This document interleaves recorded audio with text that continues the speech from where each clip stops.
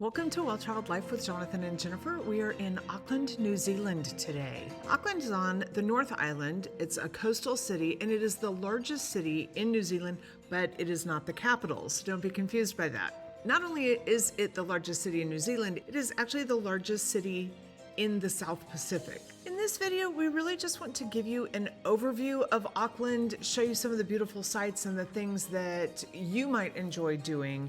We just explored the entire city, got all the way out and about and around. So let me show you a map of where we went and the route that we took so that you have a sense of all of the parts of Auckland that we hit. There's more, there's always more, but this is what we got to in 2 days. But know this, if you are starting from the port, you are right in the city center, and so it's very easy to get around. We did not use public transportation. We had a car and we just took off and went to a lot of parks, a lot of natural areas, marinas. If you're coming in by port, you'll be landing in Viaduct Harbour. And what that translates to in Maori is shimmering waters. You will see when the sun is shining, it is just brilliant. The waters are so blue and so beautiful.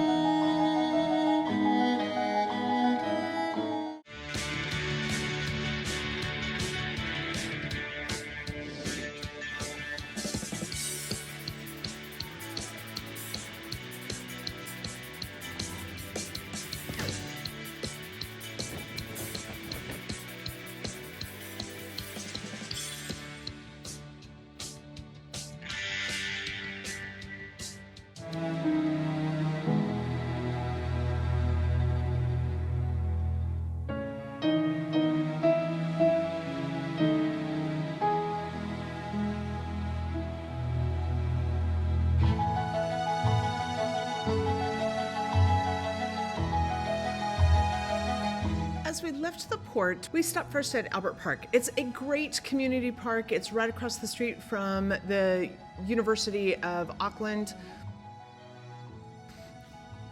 But most importantly, what I think I loved about the park, not just the green space and the flowers, historic trees, but I really loved that people were using the park. They were in the park living their lives, and that's the best way to see a public space used. From Albert Park, we headed to the Auckland Domain. This is a huge reserve, so lots of park space, lots of planned sports facilities. This is also where you would find the Auckland War Memorial Museum. It's a beautiful building with exceptional exhibits inside, but also just a lovely view from the outside. Make sure you check out the fountain. It's a moving fountain, which is an emotional experience. I think for me, probably my favorite part of the domains were the winter gardens. And this is this complex of gardens, and there's greenhouse areas or conservatory areas.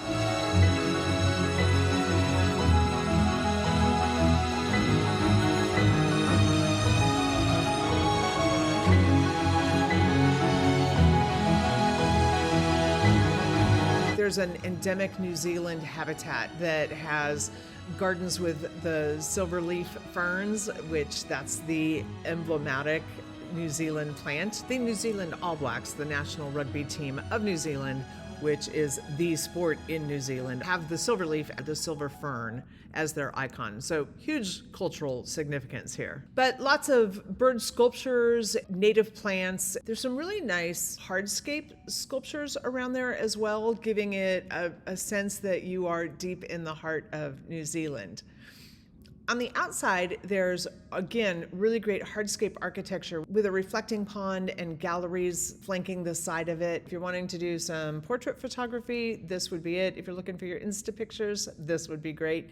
But it's also just a great place for contemplative, reflective walking. From the Domain, we went out to Cornwall Park. With 670 acres, Cornwall is a huge park. But it also is the home of One Tree Hill, which is the second largest volcanic field in New Zealand. The first is Rangitoto Island, which is just right across the bay. So you are in the heart of volcanic activity right here. It is a preserve for lots of outdoor activities. There are some hills, tons of walking routes. I found my way up a mountain and had just beautiful views out to the bay, and I could see the entire Auckland skyline in the foreground. It was just a spectacular view on a perfect day. But there's also some historic things here. So this is where you would find Acacia Cottage. It was built in 1841 and moved in 1921 over to the Cornwall Park area. But it has been perfectly preserved, so you can see what life looked like in the turn of the century. And directly across the street from it is the Huia Lodge. And the Huia Lodge is another charming, beautiful building, but it acts as a tourist center. So there are interactive exhibits there and people you can ask questions of. There's maps and all kinds of information about things to do. So a great stop.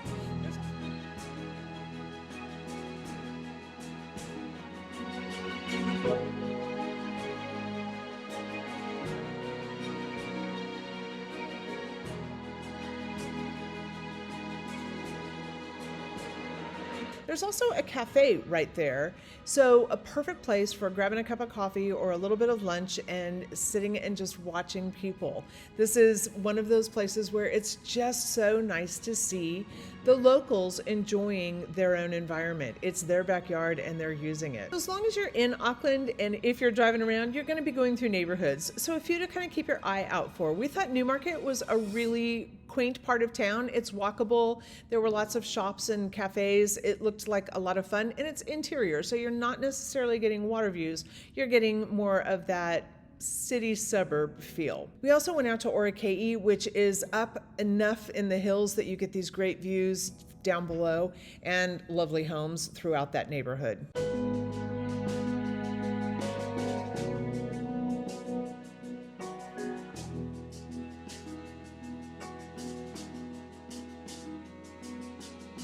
And if you're looking for lovely homes, try Paratai Reserve.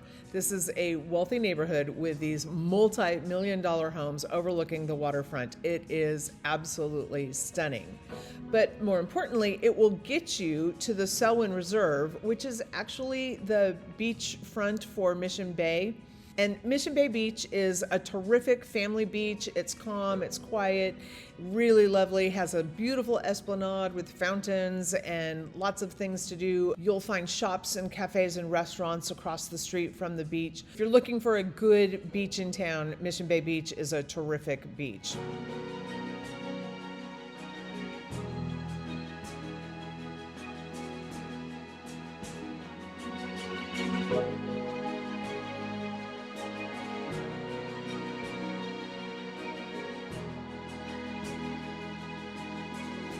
Keep following that Bayfront Road and you're going to finally wind your way around to St. Heliers Bay Beach and Reserve. Once you get up to the top, you've got a lookout with magnificent views across the bay, and you will know you're at Achilles Point because you will see the carvings that look like totem poles up at the top, and that's where you're going to get those great views out over the water with these magnificent homes in your backdrop. So heading back in through town or back around, however you choose to go,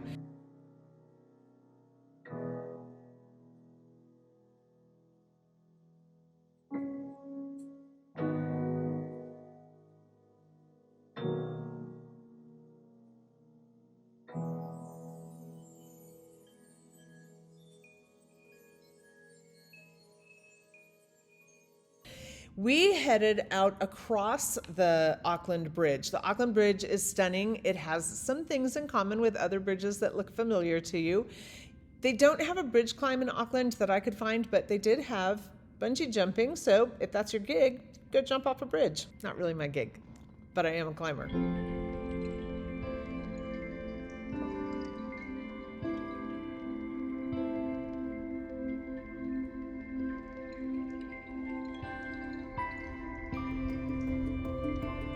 We went out to Devonport, which is a really quaint seaside Victorian town. The architecture is great. It's little windy, steep hills where you can catch great cafes and restaurants, good people watching. There are beaches there as well, and lots and lots and lots of water sports. So if you're looking for getting in the water and doing things, that's a great stopping point.